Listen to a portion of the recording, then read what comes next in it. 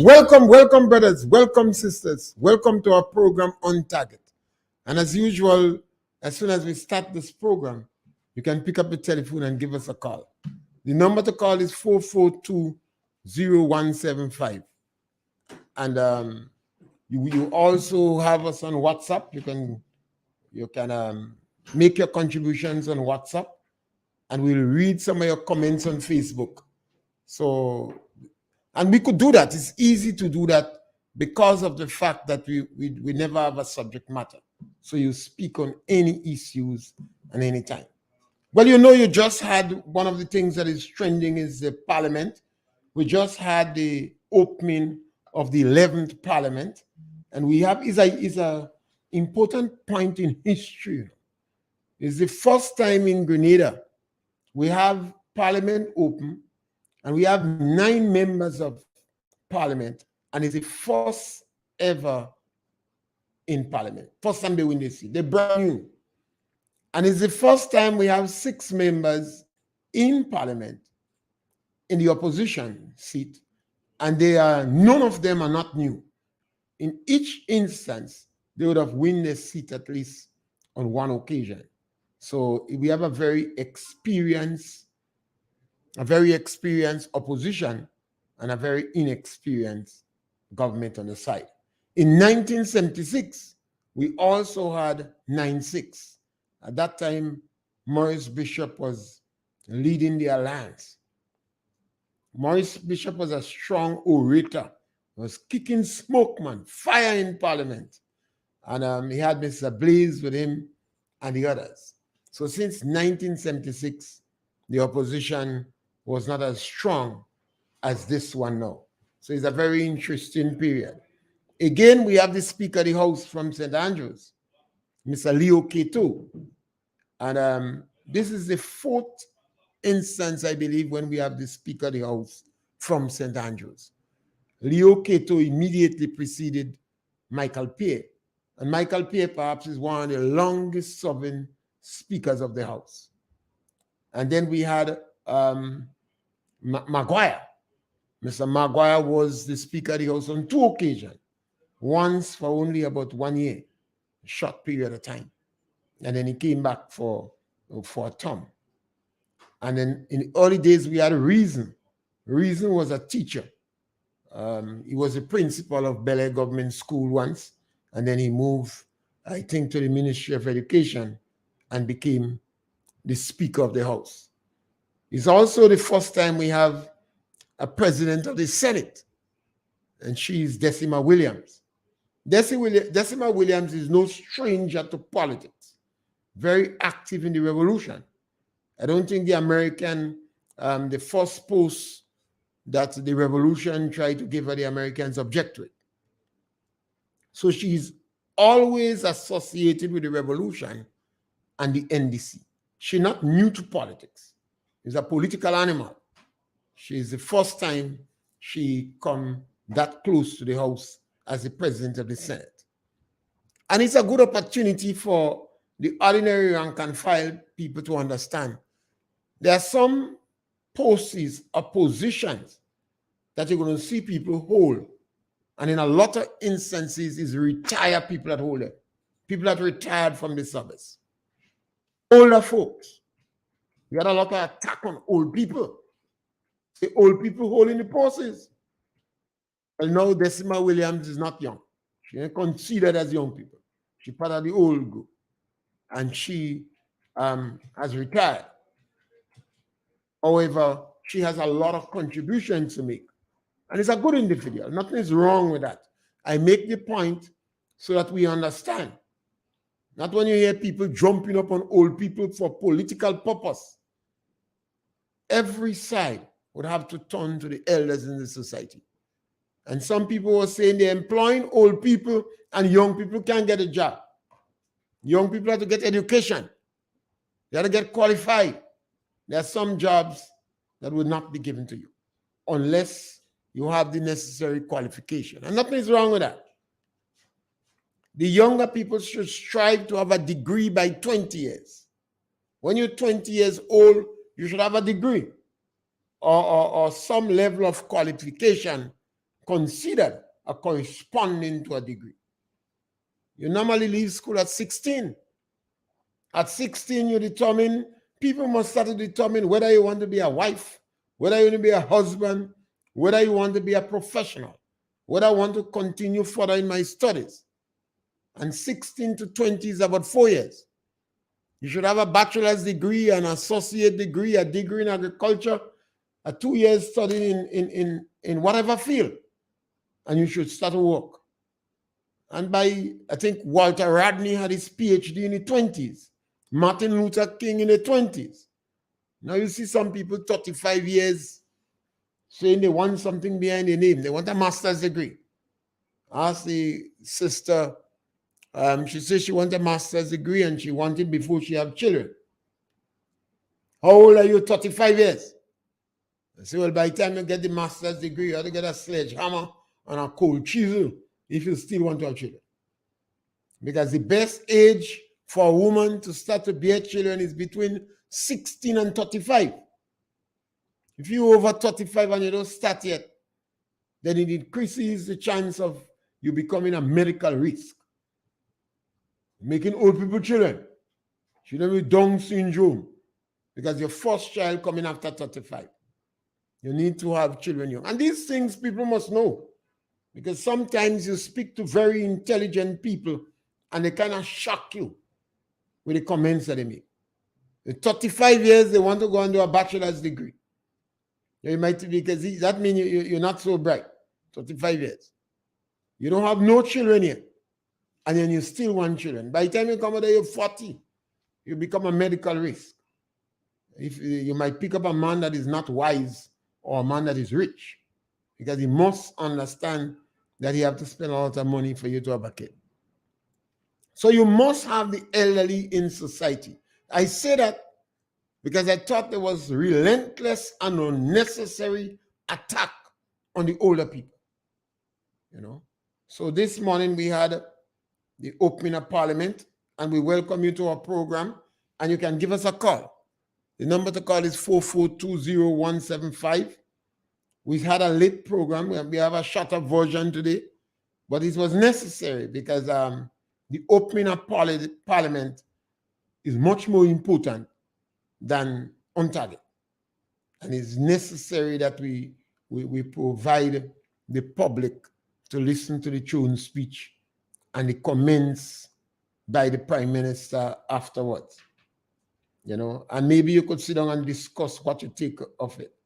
Well, it's a good written paper. A lot of times it's more of the same thing. Sometimes people are fooled by well-written document. One have to see the practicality of the document, how it plays out. It's almost same old, same old. One of the things in it that the government intend to legalize weed. That is an important thing. Legalize weed. Government say they will legalize it. Some people say decriminalize it for medical purpose. The government say they will legalize it. So when you legalize weed, you could smoke how much weed you want. Nobody can tell you nothing. You know, if you want to eat plenty peas, you eat peas. You see, tobacco is legalized. Some people don't bother with Fontas.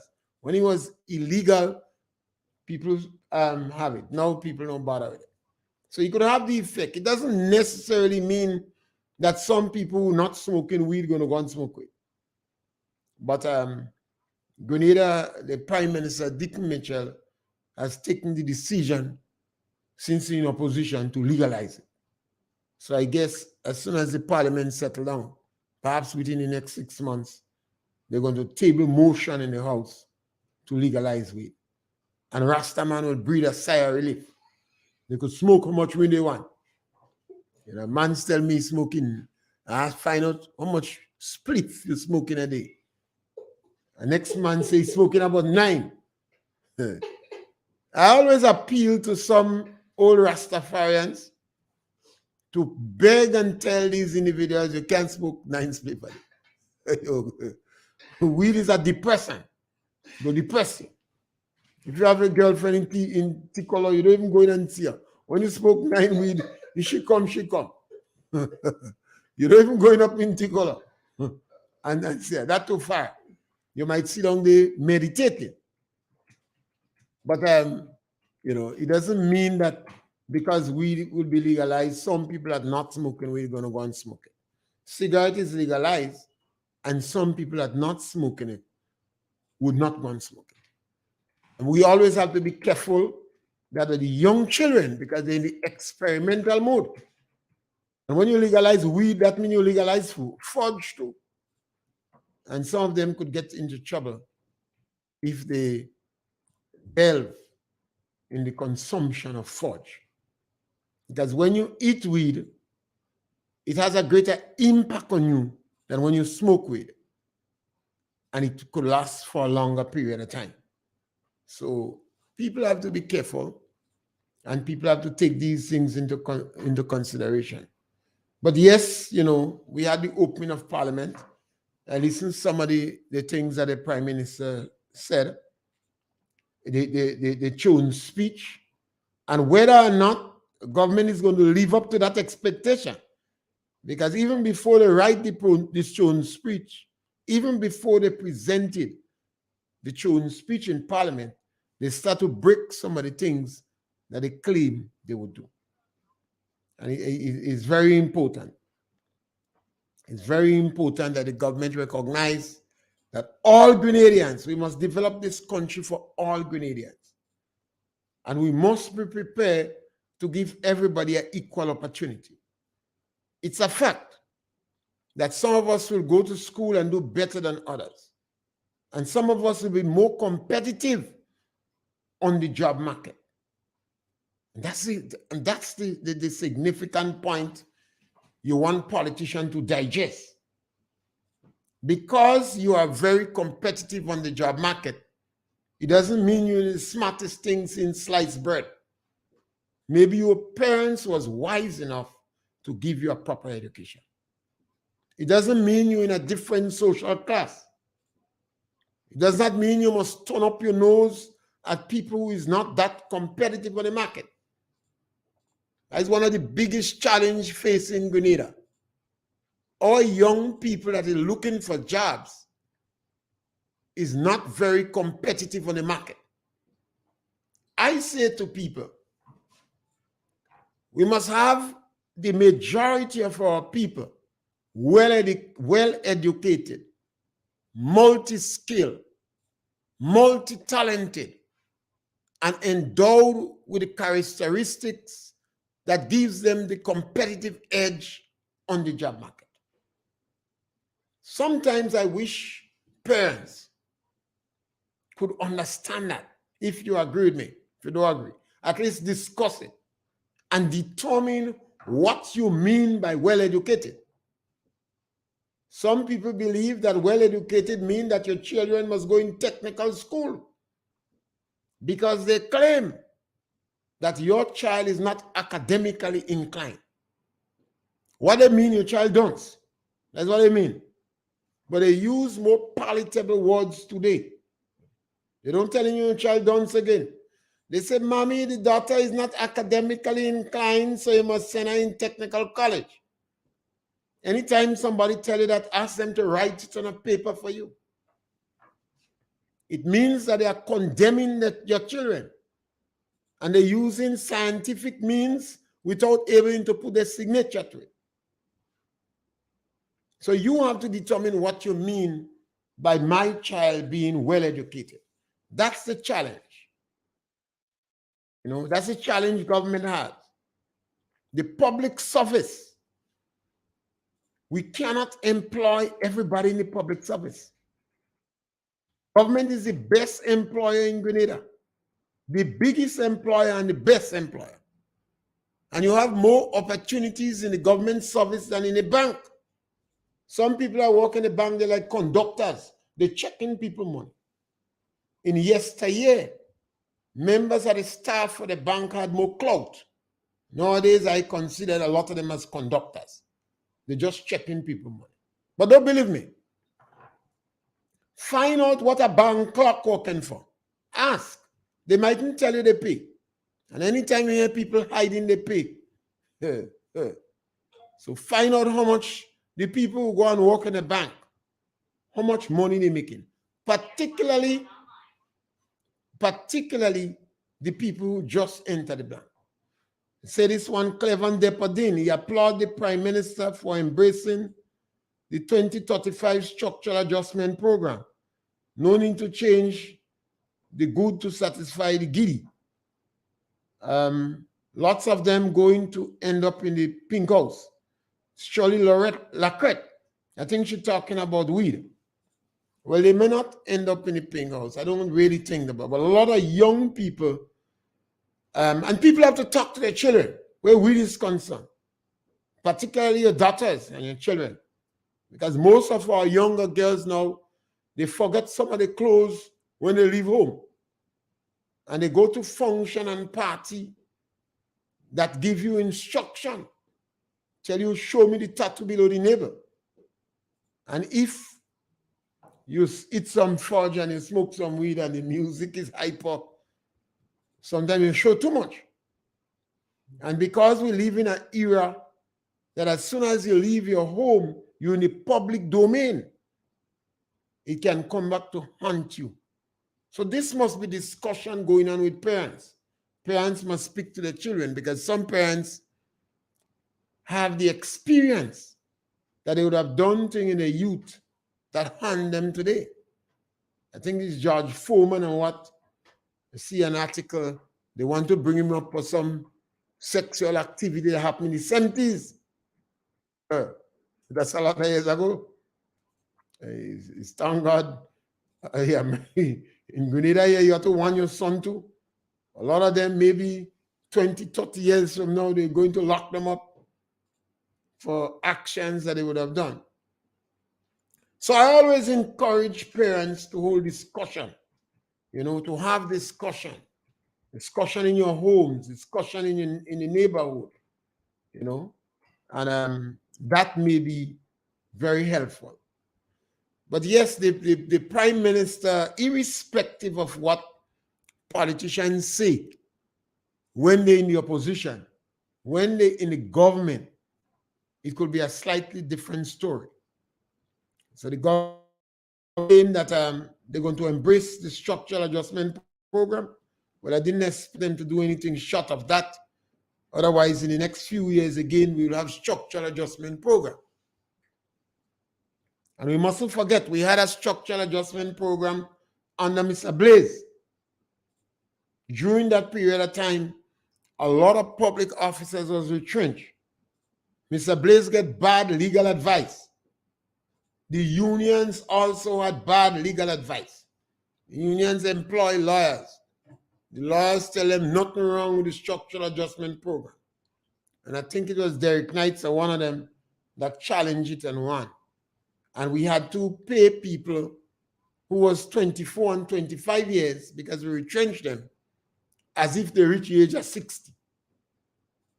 That is when the American gave the money for the golden handshake. And a couple of years after, we had another structural adjustment program under the National Democratic Congress. We call it a homegrown structural adjustment program. Some of the NDC pundit, they say the best thing that happened. I thought that was one of the worst structural adjustment programs ever done in our country, because they targeted the people from the lower socioeconomic strata. They fired the estate workers, they retrenched them. And some of these people started with Provident Fund and they didn't get any NIS payment after. So you didn't hear much noise in the country, because the union at that time was so weak that they didn't even have money to pay in TUC. And after they get the TUC said they pay late, so they couldn't vote. So you didn't hear any voice speaking up for these workers. And when the marginalized is affected in Grenada, a lot of people have shut them out, even trade union leaders. It's like, no. You hear us speaking about people that was politically victimized. And the union's very quiet, because these people don't come from the public service per se. They come from the parallel public service. Let me explain what I mean by that. You have people in the established staff, like doctors, like nurses, public officers, like teachers, extension officers, agriculture officers, prison officers, police officers, the secretaries and other clerical staff. We consider them as the public service per se. Then you have the parallel service, like maids and cleaners and security guards, and some people that are orderlies, and some people that are involved in the government programs, like the Imani, like involving Project Hope, and etc. We have a caller on the line, and caller, welcome. Hey, Yes, okay, caller, good welcome. afternoon. Yes, we are just listening to speech from the Governor General Yeah. or the plans of what the government put in place for the country. I know something that stand out there. It is said it is good and important. We have the treating each and everyone with dignity, with the right dignity. That's what they say. Yes, that is Okay. yeah, that is good. But the season that when you say something, we have to live by what you said. Because when you look at the way that you treat people, when the government come into office, they treat people with the poor class of workers. I can consider that as you treat the people with the right dignity. They Right? victimize the people. Yes, because you're trying to you're trying to help the bottom, but it already start to do the straight the bottom. They start Everybody is political equal. Everybody is equal. victimization So I in do the believe bottom. we say treat people with dignity. You have to treat people with respect. Everybody are human being, and you have to treat people the right way. Right? Not saying something, but you have to do what you say. You have to live up by. So Mr. Fairable say. Yes, I see some Bevis John saying they left out the opposition members from the program, but at least they gave them chairs to sit on. So they did not include the opposition in the program. Sometimes maybe they thought they won all the seats. You have to forgive them there. The NNP won all the seats on 2 occasions. So maybe the NDC saw that and thought, when you have a program, you don't have to put the opposition. Not recognizing there was no opposition to put. So one would ask, what happened to the transition team? They're supposed to tell them, no. The last 2 elections, the NDC did not get any seat. So there was no need, no justification. You couldn't put the opposition on there because there was no opposition. But now that you have opposition, you must put them. So we may have to take it that they didn't know and they thought that on the program, you don't have to put opposition. Not recognizing that the last 2 occasions, there was no opposition. Yes, caller, welcome. Okay. Yes, caller. Yeah, I just reached, but let me tell you, I listened to the throne speech this morning, and 95% of the throne speech is the plans of the last government. While I agree that government is continuous, but all they're doing is a billing on it, and that's not bad. That's not bad. It shows that the government before had good plans. Some of it didn't materialize for different reasons. And if the government intend to continue with the good plans that the government had, I see nothing wrong in it. But I have seen that. But when you listen to the throne speech, it is typical. I'm sure to pick up a other throne speech of the NMP, you would find very, very, very, very much similarity. I agree. I basically agree. This is a well-written document, but generally not much new, except that they're going to pay every fortnight, every 2 weeks. Yeah. And nothing really new. No, nothing so transformational. No. Yeah. But, and the caller before pointed out the fact that they started the victimization of people, and I think is the first time in my lifetime that I know, I'm not saying it didn't happen before, that you have that situation where people are victimized because of the colors they wear. Well, I'm not in a position to say much on that. But what I am in a position to say that I'm glad that most of it, 95% of what is being said, is plans and continuation of the NMP. All this thing about blue economy and whatnot. Yes, NMP Color. have put it in place. Color, we had a shorter version today because of the parliament. Yeah. So tomorrow we with you again between 12 and 1, and you have an opportunity to punch Oli. Thank you very much, listeners, for being with us today. Thank you.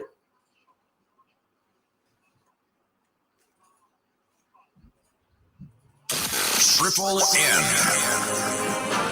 Informative, entertaining, and first. Every hour on the hour.